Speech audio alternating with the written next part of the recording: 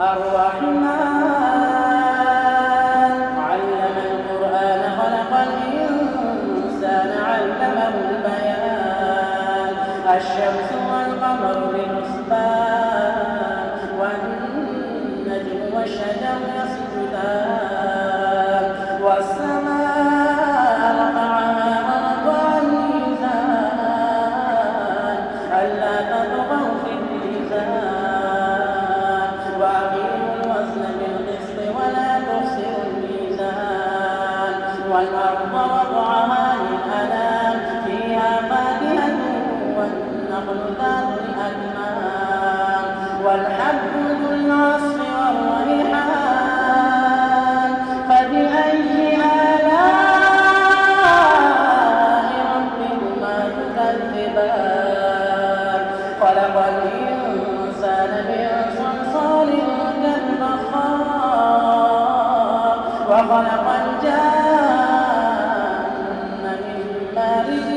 من نار فبأي آلاء ربكما تكذبان رب المشرقين ورب المغربين فبأي آلاء ربكما تكذبان مرج البحرين يلتقيان بينهما برزخ لا يبغيان فبأي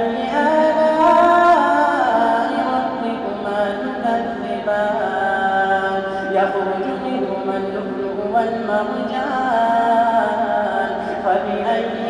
آلاء ربكما تكذبان وله الجوار المنشآت في البحر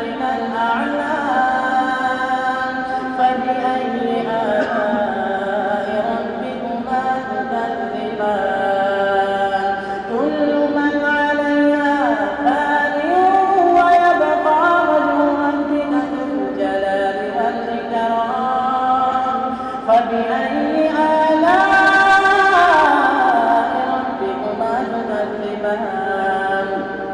يسأله من في السماوات والأرض كل يوم هو في شأن فبأي آلاء ربكما تكذبان سنفرغ لكم أيها الثقلان فبأي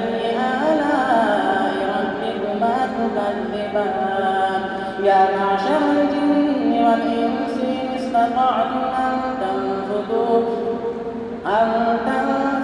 من أقطار السماوات والأرض فانفذوا لا تنفذون إلا بسلطان فبأي آلاء ربكما تكذبان يرسل عليهما شواظ من نار ونحاس فلا تنتصران فبأي آلاء ربكما تكذبان فإذا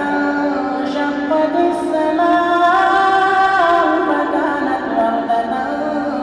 كالدهان فبأي آلاء ربكما تكذبان فيومئذ لا يسأل عن ذنبه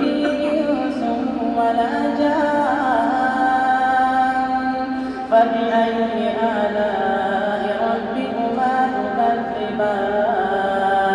يعرف المجرمون بسيماهم فيؤخذ بالنواصي والأقدام فبأي آلاء ربكما تكذبان هذه جهنم التي يكذب بها المجرمون يطوفون بينها وبين حميم آن فبأي آلاء ربكما تكذبان ولمن خاف مقام ربه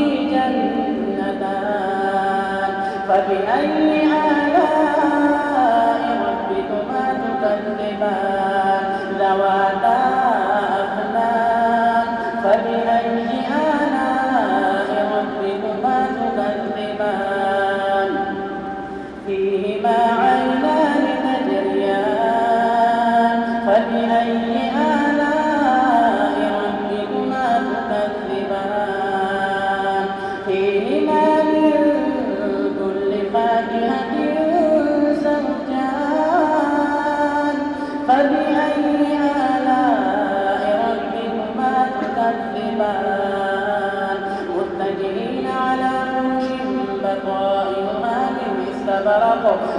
الجنتين دان فبأي آلاء ربكما تكذبان فيهن قاصرات الطرف لم يطمثهن إنس قبلهم ولا جان فبأي آلاء ربكما تكذبان كأنهن الياقوت والمرجان فبأي آلاء ربكما تكذبان هل جزاء الإحسان إلا الإحسان فبأي آلاء ربكما تكذبان ومن دونهما جنتان فبأي آلاء ربكما تكذبان مدهامتان فبأي آلاء ربكما تكذبان فيهما عينان نضاختان فبأي آلاء ربكما تكذبان فيهما فاكهة ونخل ورمان فبأي آلاء ربكما تكذبان فيهن خيرات حسان فبأي آلاء ربكما تكذبان حور مقصورات في الخيام مقصورات في الخيام فبأي آلاء ربكما تكذبان لم يطمثهن إنس قبلهم ولا جان فبأي آلاء ربكما تكذبان متكئين